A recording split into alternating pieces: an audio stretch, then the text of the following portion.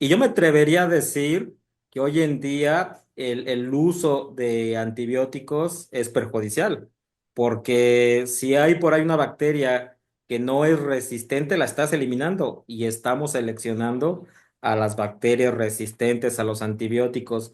Se estima que para el año 2050 las infecciones causadas por bacterias resistentes a antibióticos va a ser la causa número uno de mortalidad en este planeta.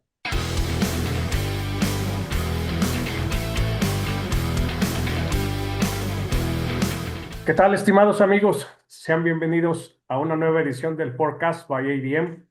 Estamos en este episodio 13 ya, y hoy me tengo el gusto de estar acompañado por el doctor Gerardo Nava, a quien saludo. ¿Cómo estás, Gerardo? ¿Qué tal, Arturo? Muy bien, muchas gracias y gracias por la invitación y al auditorio que nos ve y escucha. El gusto es para mí y todo el equipo de ADM el que nos acompañes, Gerardo. Eh, una de las primeras dinámicas que tenemos dentro del podcast para romper el hielo un poco, Gerardo, es que nos gusta que nuestros invitados, en sus palabras, nos expliquen su formación académica, dónde han trabajado, cuál es su rol actual dentro de la porcicultura. Entonces, ¿me ayudas, por favor? Claro que sí, mi nombre completo es Gerardo Nava, soy profesor investigador de la Universidad Autónoma de Querétaro, estoy en la Facultad de Química, soy el único veterinario aquí en la Facultad de Química y eso es porque estoy trabajando en el área de alimentos, principalmente en los temas de la calidad de qué estamos produciendo y cómo llega como producto terminado, como alimento. De formación soy médico veterinario, egresado de Ok. la UNAM. También realicé la maestría en la UNAM, la Facultad de Medicina Veterinaria y Zootecnia, y posteriormente hice estudios de doctorado en la Universidad de Illinois en Urbana-Champaign. Desde que estaba yo en la licenciatura me interesó el tema de salud intestinal, de microbiota intestinal, y bueno, es un tema que a la fecha no he soltado. Y eso me ha permitido trabajar con los sistemas de producción animal.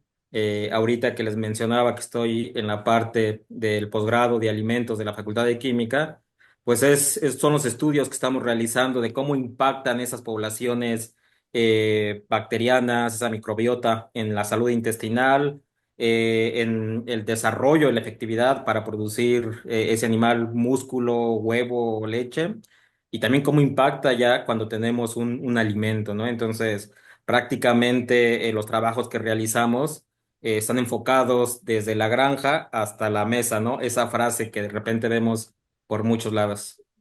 Y bueno, ahora Sí, hoy, dirijo laboratorio de microbiología molecular aquí en la Universidad Autónoma de Querétaro, es donde estamos realizando estos estudios de microbiota intestinal, integridad intestinal, detección de patógenos, no solamente en el intestino de los animales, sino también en los productos cárnicos, en el huevo, en la leche.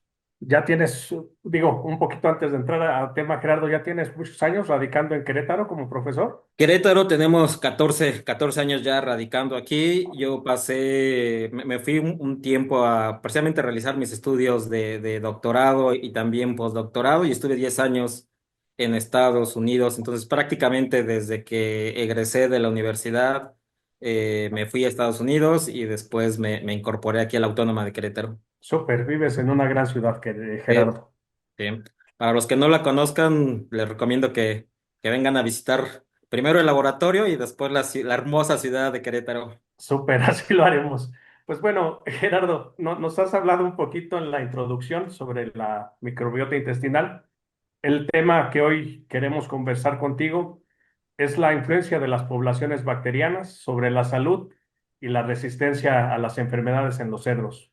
Hoy es un tema recurrente, salud intestinal, enfermedades, y pues bueno, ¿quién mejor que tú que llevas tantos años enfocado en el trabajo de la salud intestinal o de temas relacionados con salud intestinal, pues para que nos des un panorama, si te parece bien, de lo general a lo particular sobre estos temas. Lo primero que te pediría, Gerardo, es, hablaste de microbiota o microbioma intestinal.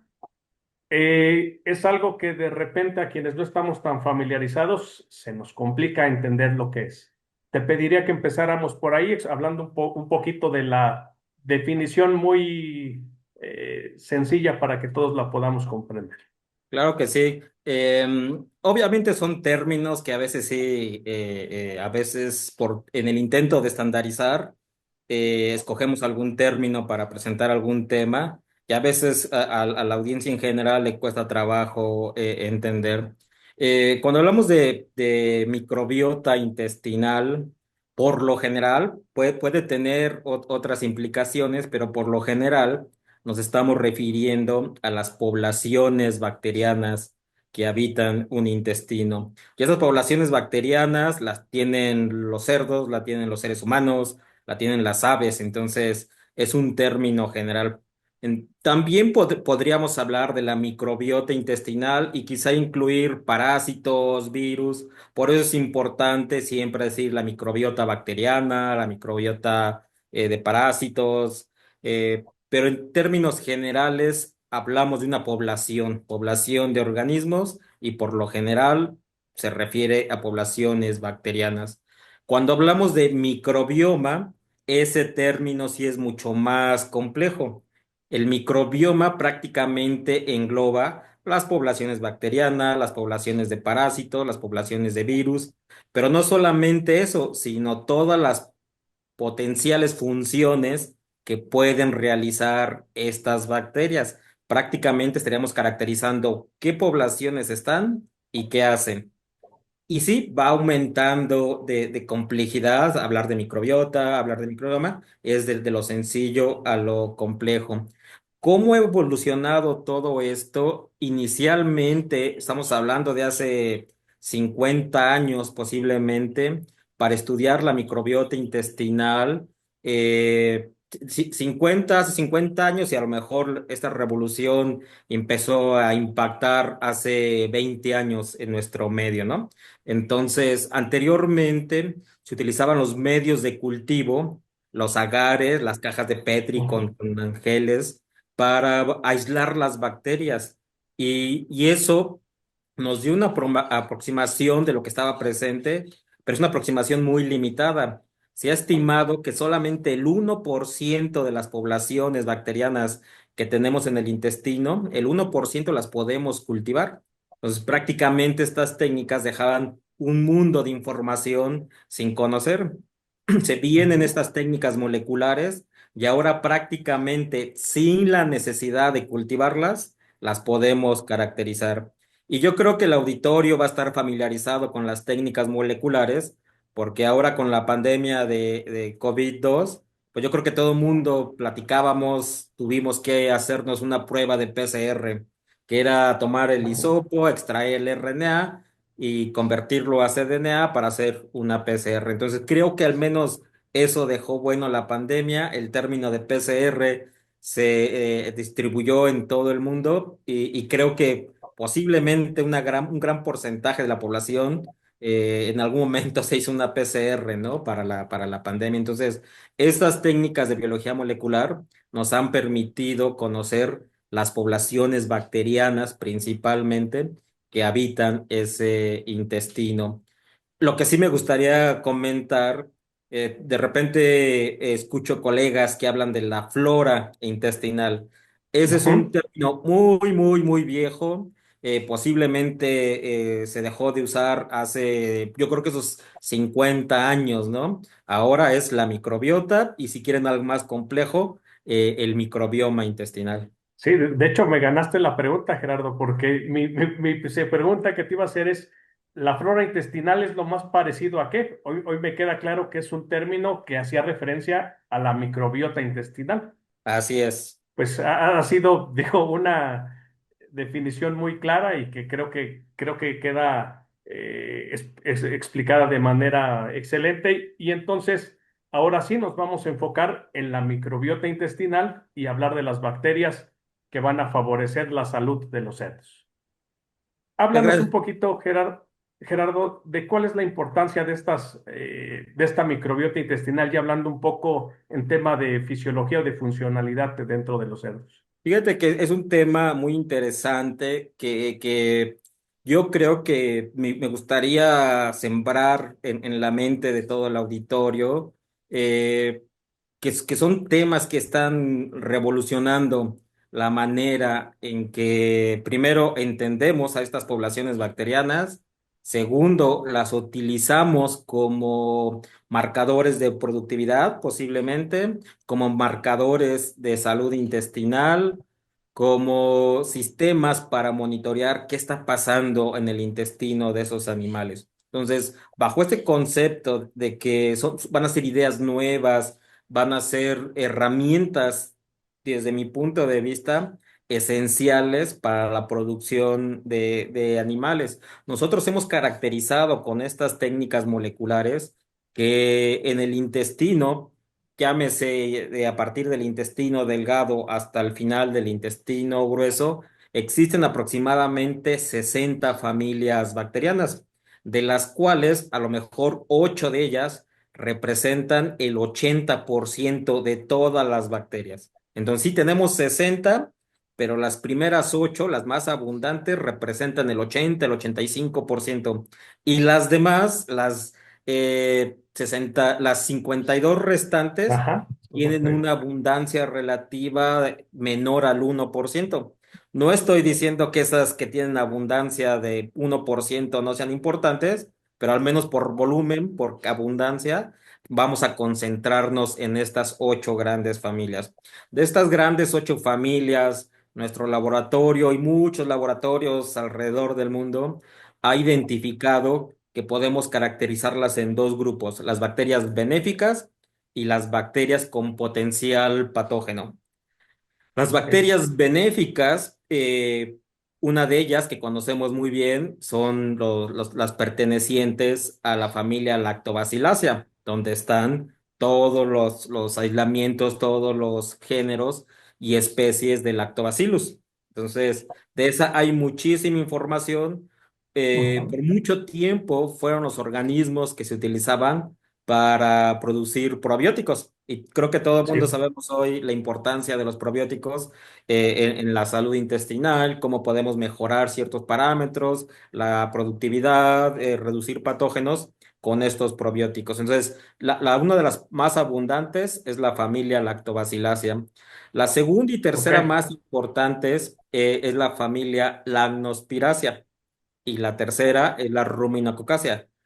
Yo sé que es un auditorio muy general para que no se espanten con esas palabras, nada más acuérdense de lacto, lagno y ruminococácea, ¿no? Entonces, lacto, lagno ok, y rumin. Entonces, son tres grupos bacterianos que, ¿qué bondad tienen? Producen ácidos grasos de cadena corta. La Agnospiracia y Ruminococcacea, esas dos últimas, son las principales productoras de butirato. Y eso es lo que va a impactar la salud intestinal, la producción de ácidos orgánicos, principalmente los de cadena corta y particularmente el butirato, lo que va a mantener esa salud, esa integridad de la mucosa intestinal. Entonces, son las bacterias que tenemos que inducir. Vámonos a las bacterias perjudiciales, patógenas o con potencial patógeno. Son los miembros de la familia Enterobacteriaceae. Y en esta ujú, familia tenemos a Salmonella, Escherichia coli, Shigella, Proteus, Citrobacter, que si recuerdan sus clases de microbiología en algún punto, pues son las bacterias que identificamos como patógenas oportunistas.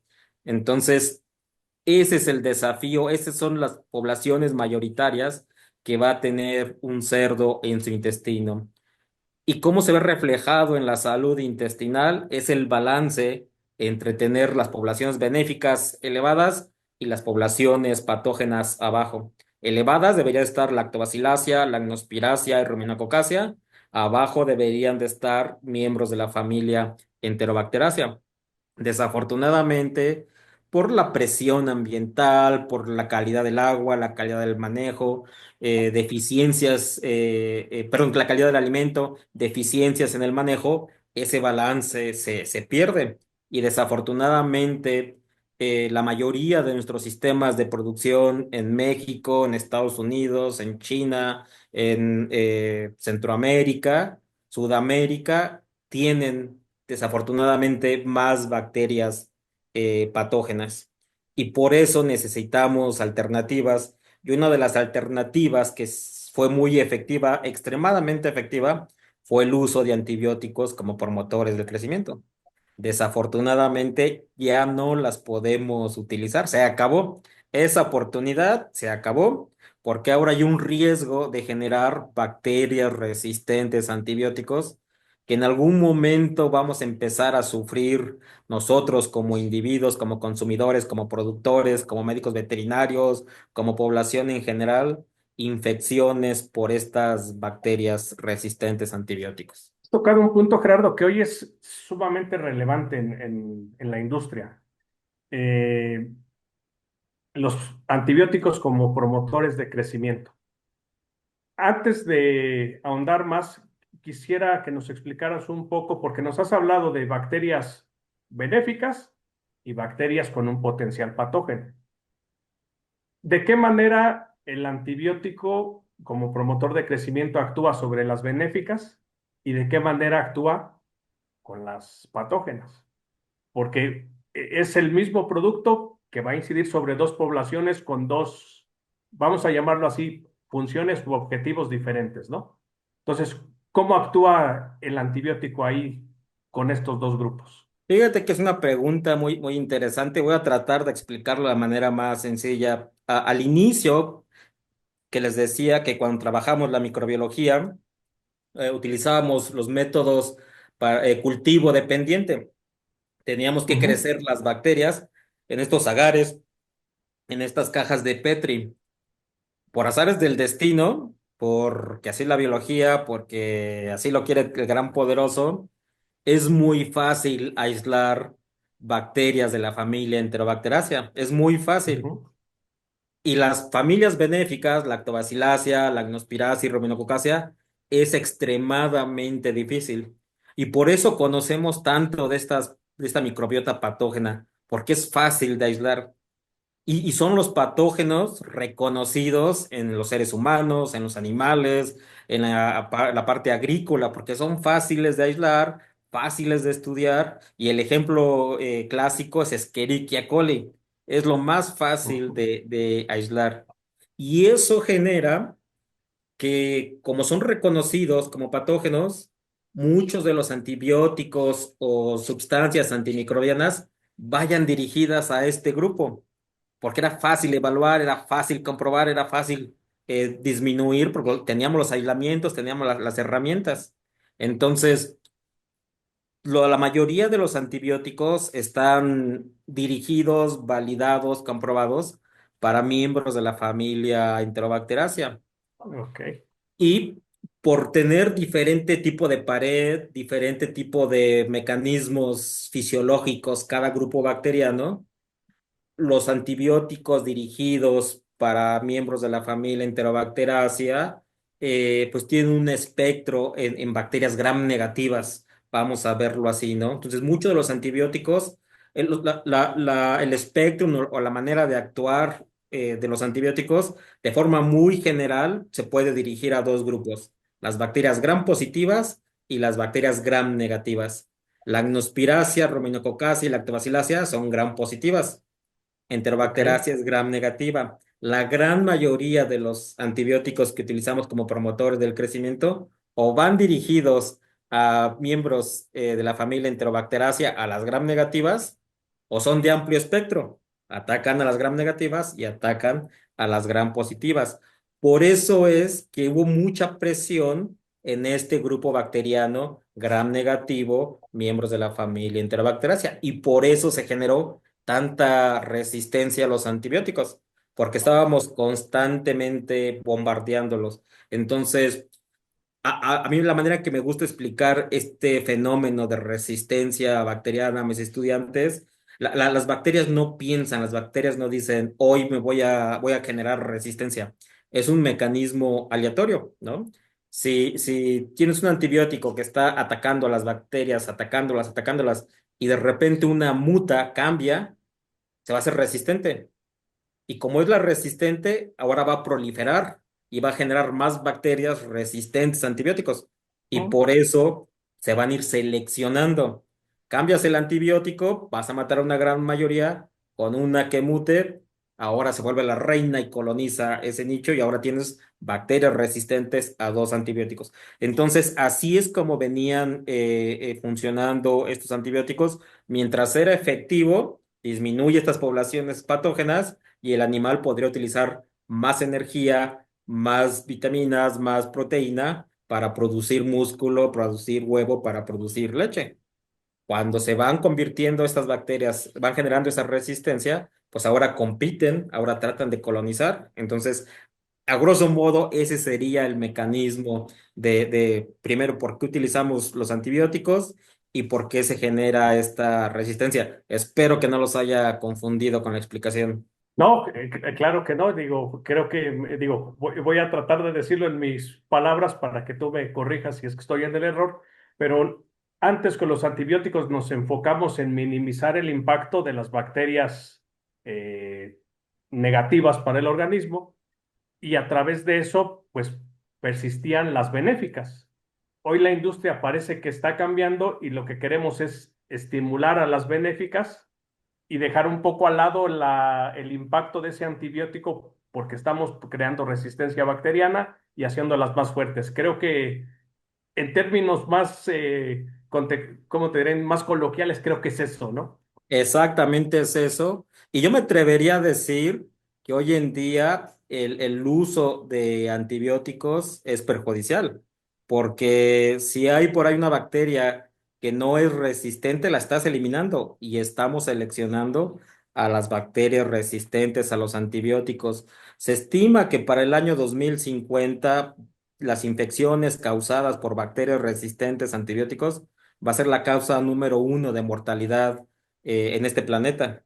Entonces, sí es algo que tenemos que tomar con mucha consideración y desafortunadamente yo creo que en los siguientes 5 a 10 años, ya sea nosotros, algún familiar, algún conocido, va a ser afectado por un tipo de estas infecciones, una infección causada por bacterias multiresistentes a antibióticos. Y yo creo que en la audiencia ahorita ya hay alguien que dijo así, a mí ya me pasó, a un familiar ya le pasó, a mi padre, que en paz descanse, no falleció por esta infección, pero en un momento de una infección que tuvo, la bacteria que lo estaba afectando era resistente a todos los antibióticos. Y si es un momento, digo, yo me dedico a este tema, doy pláticas, Ujú. pero cuando lo experimentas en carne propia, sí, sí, te impacta muchísimo porque el resultado es no hay bacteria no hay antibiótico que pueda tratar esta bacteria. ¿Qué fueron lo que hicieron los médicos? Un cóctel a altas concentraciones y a ver qué pasa, ¿no? Entonces, sí, poco a poco estos problemas nos van a ir afectando en la población. Desafortunadamente, se llama esto una pandemia silenciosa. En algún momento de nuestra vida nos vamos a ver afectados por una bacteria multiresistente a los antibióticos. Ay, y el ejemplo, Gerardo, es muy bueno, porque digo, no olvidemos que el organismo del ser humano es muy parecido al organismo de un cerdo. O sea, realmente lo que estás platicándonos, refiriéndote hacia nuestro organismo, pasa exactamente lo mismo en el cerdo, Sí, por no decir que es igual. es igual. Gerardo, quisiera enfocar la siguiente pregunta. Ya hablamos del antibiótico y ya hablamos de las bacterias patógenas. Ahora enfoquémonos en lo que busca la industria, en cómo estimular a esas microbiota que nos va a ayudar a tener una mejor calidad de vida, nosotros y los animales, ¿no? Hablamos, o estamos refiriéndonos a los cerdos, pero bueno, por la plática parece que nos referimos a los humanos.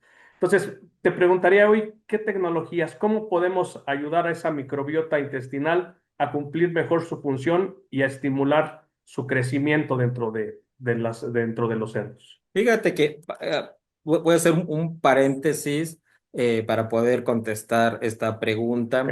Eh, yo creo que nuestro gremio, nuestro sector, que es la producción de proteína de origen animal, eh, hemos utilizado los antibióticos como promotores de crecimiento, Ujú, no por malas personas ni porque seamos los villanos de esta historia, sino porque lo que hacemos es promover la seguridad alimentaria, es ujú, generar alimentos a un costo accesible que puedan ser consumidos por la población. Tiene que estar disponible para que lo pueda consumir, tiene que ser accesible y debe de ser algo que le guste consumir. Y en ese sentido, la carne de cerdo, la carne de pollo, la carne de res, pues son yo creo que las tres proteínas de origen animal llamadas carne que ujú, consumimos por excelencia. Sí, hay otras especies animales, pero en primer lugar es la carne de pollo, en segundo lugar la carne de cerdo y en tercer ujú. lugar la carne de res. Y lo que hace Sí, el sector es producir esa carne a un costo accesible y que prácticamente esté en todo el país o en todo el mundo. Y para eso de acuerdo. utilizábamos los antibióticos como promotores del crecimiento. Esa es la razón. Ahora con este problema que nos enfrentamos, tenemos que buscar alternativas. Y estas Sí. alternativas, como bien lo mencionas, son los aditivos. Pueden llamarse probióticos, prebióticos, simbióticos, fitobióticos. Los probióticos es proporcionar un cultivo bacteriano benéfico a los animales para que mejore esa microbiota intestinal, para que aumente las bacterias benéficas y disminuya las bacterias patógenas. Los prebióticos es el sustrato que selectivamente va a nutrir a las bacterias benéficas. Simbiótico es la combinación de un probiótico con un prebiótico. Fitobiótico es esta combinación de compuestos de carbohidratos no digeribles que contienen las plantas y que van a Ujú. nutrir a la microbiota benéfica, ¿no? Y también están los ácidos orgánicos. Entonces, todos, posiblemente me falte por ahí uno o dos. Entonces, estos aditivos los suministramos a los animales precisamente para lograr este balance, ¿no? Aumentar las bacterias benéficas, disminuir las bacterias patógenas. Y afortunadamente, porque yo lo veo como algo afortunado, hay una gran cantidad de opciones en el mercado. Hay ya muchas empresas establecidas que tienen diferentes opciones como aditivos para promover la salud intestinal. Ok, Gerardo, yo quisiera, digo, sé que quizás es una pregunta muy general la que te voy a hacer, pero ¿qué consideraciones debe de tomar en cuenta el productor para decidir si apuesta por un probiótico, por un prebiótico, por un fitobiótico? ¿Hay así como una pequeña guía que les puedas dar a ellos para orientar un poco la decisión? Porque como bien lo comentas, opciones hay muchas y es una apuesta muy fuerte hoy de la industria de la proteína animal en invertir en este tipo de productos. Sí, yo creo que sí. La primera que me gustaría poner sobre la mesa es que es tiempo de cambiar, es tiempo de reemplazar a los antibióticos como promotores de crecimiento con alguno de estos aditivos que ya mencioné. Ya es tiempo. Viene una presión muy fuerte de de los consumidores, viene una presión muy fuerte de las diferentes instituciones gubernamentales enfocadas a la salud. Entonces es momento ya de empezar a hacer esa transición. Sé que va a ser complicada, sé que es un riesgo económico para la empresa, sé que es un riesgo para la seguridad alimentaria. Hoy en día, esa transición de dejar de utilizar antibióticos como promotores, pues genera que el producto sea más caro, ¿no? Porque no va a tener la misma eficiencia productiva.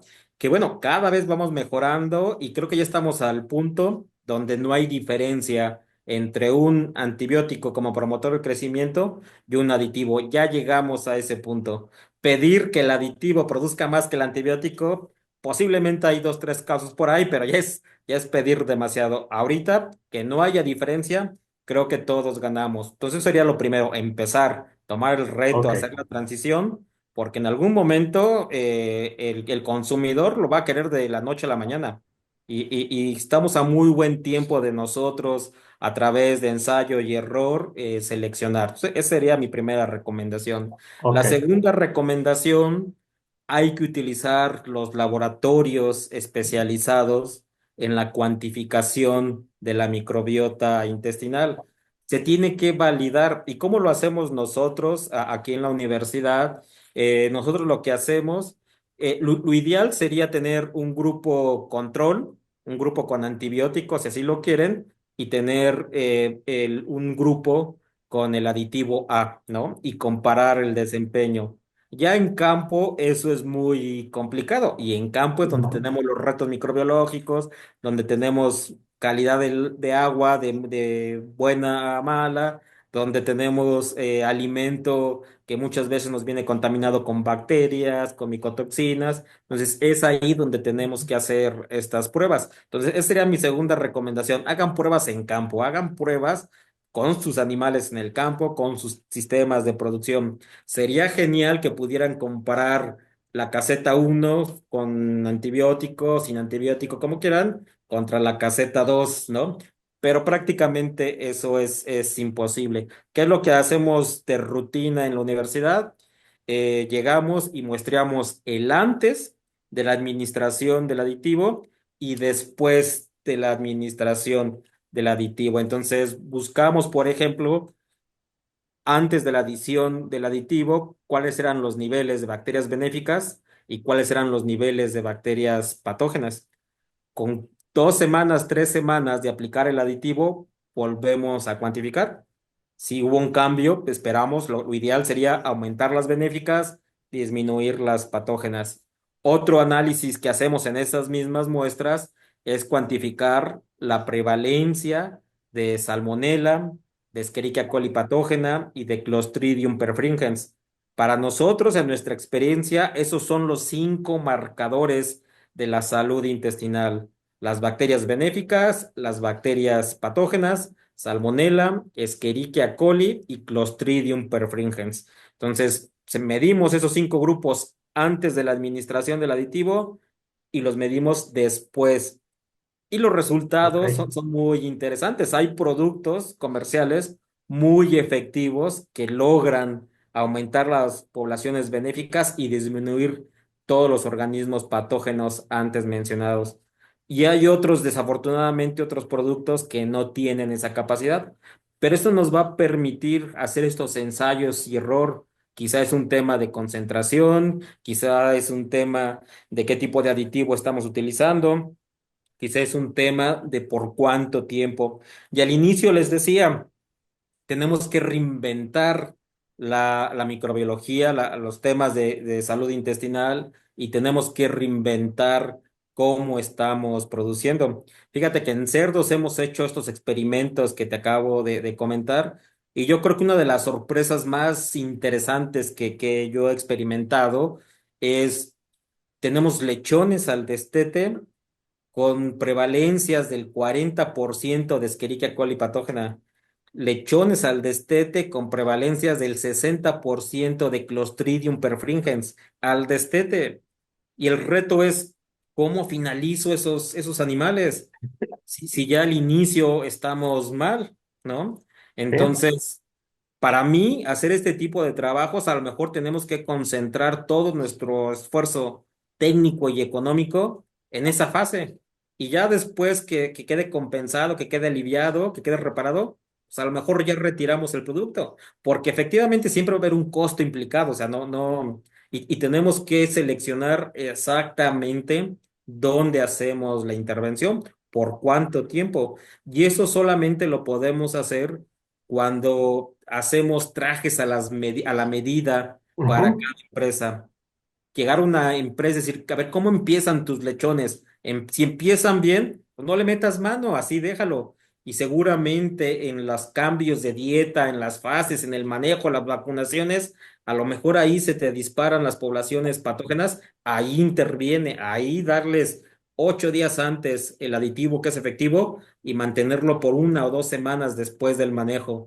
Si tu problema es al final, la finalización, esas diarreas, Bueno, pues nos concentramos a la finalización. Yo sí creo que tenemos que reinventar la manera que administramos los aditivos porque el costo es considerable y a lo mejor no tiene que ser durante todo el ciclo de producción. Ujú. Concentrarnos exactamente donde se requieren. Y eso solamente lo podemos hacer con estudios de microbiología molecular, que ahí cabe mencionar que no es un costo, y ahí ahorita tú me vas a aventar algo, pero no es un costo para el productor, es un costo para la industria de aditivos, es un servicio técnico que la industria de aditivos debe ofrecer. Ellos son los que deben de pagar cómo estaba antes, cómo estoy después, cuál es mi punto crítico, porque para mí ese es el servicio al cliente.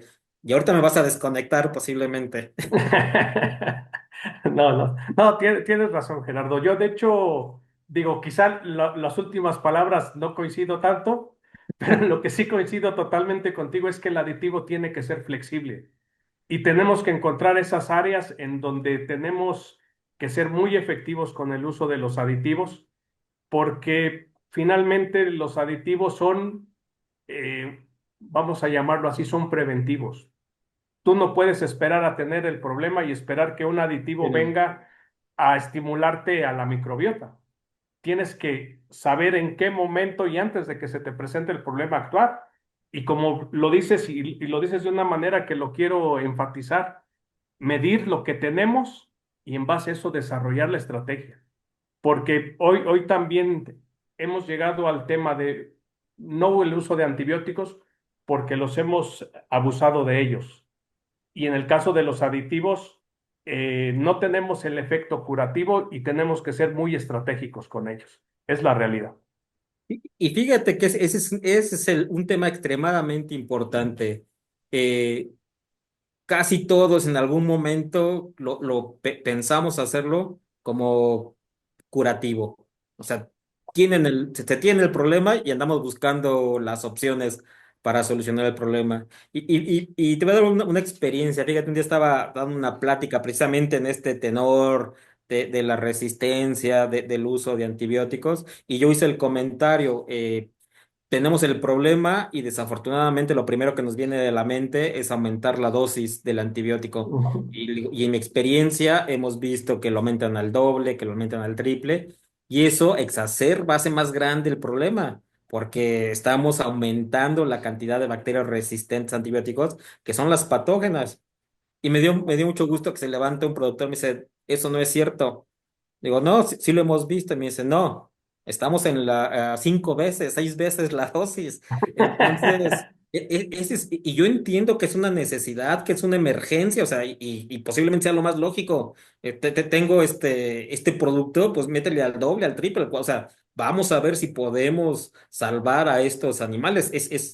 Yo creo que lo que te platicaba hace rato de mi padre fue lo que hizo el médico. O sea, es resistente, pues métele tres y métele doble, triple dosis, porque es una emergencia. Entonces, creo que eso nos ha llevado a hacer más grande este problema. Y efectivamente, como bien lo dices, nos tenemos que concentrar en la prevención, prevenir que estas poblaciones patógenas, y todo esto se agrava o es interesante como lo queramos ver, porque estas bacterias patógenas que he estado definiendo desde el inicio a los miembros de la familia Enterobacteriaceae, es donde se concentra la mayor cantidad de genes de resistencia a antibióticos.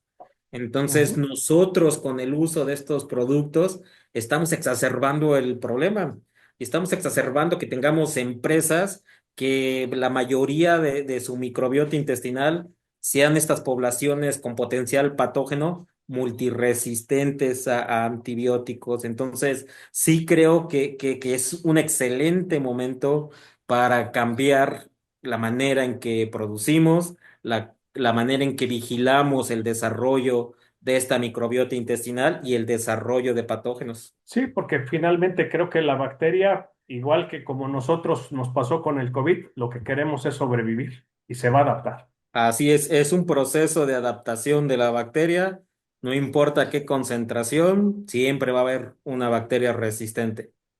Va a haber una bacteria terca que quiera seguir viviendo, Gerardo. ¿Sí? ¿Sí? Pues Gerardo, se nos ha pasado rapidísimo el tiempo. Te agradezco mucho el que nos hayas acompañado. Espero que ojalá haya una próxima participación con nosotros. La verdad es que se nos fue rápido el tiempo. Hay muchas preguntas que quisiera hacerte, pero bueno, el tiempo es así. Quisiera despedirme, Gerardo, pidiéndote que sobre este tema nos dieras una conclusión general y alguna recomendación que quieras darle a la gente que no ha probado estas alternativas para sustituir los antibióticos. Claro que sí. Primero, gracias por el tiempo, por la invitación, por la audiencia que le va a dedicar una hora a escuchar esto. Segundo, que es momento de dejar de utilizar los antibióticos como promotores del crecimiento. Y esto no es en contra de las empresas que venden antibióticos, no. Es en favor de reducir la resistencia a antibióticos que tenemos en nuestros sistemas de producción. Entonces, creo que es momento. Segundo, hay alternativas muy buenas, muy efectivas para disminuir estas poblaciones bacterianas. Lo único que les puedo recomendar es hay que validarlo. Hay que ver el antes y ver el después de la intervención. Hace poco, platicando con algunos colegas, me decían, está muy interesante todo eso, pero yo creo que lo más importante es la guía de cómo iniciamos, cómo damos ese primer paso, porque es un riesgo.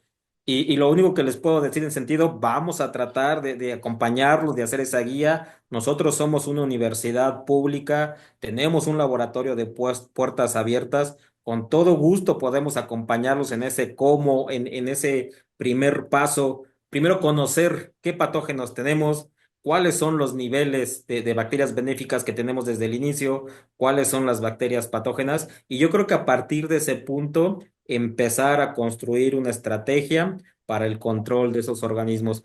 Hay herramientas, yo creo que no somos el único laboratorio que tiene estas herramientas, de hecho hay varias herramientas comerciales, hay varios laboratorios. Si alguna empresa tiene un laboratorio particular, con gusto podemos darles la asesoría para que puedan realizar estos análisis. Nada más terminar comentándoles que lo que no se mide no se puede controlar. Es una gran frase esa, Gerardo. Pues, estimados escuchas oyentes de este espacio, les agradecemos el que hayan acompañado todo el capítulo hasta su final. Esperamos escucharnos pronto. Y Gerardo, te reitero el agradecimiento y espero vernos pronto. Hasta pronto. Hasta Gracias. pronto. Hasta pronto. Gracias por escuchar este episodio de Podcast by ADM. Síguenos en nuestros canales oficiales para más contenido como este.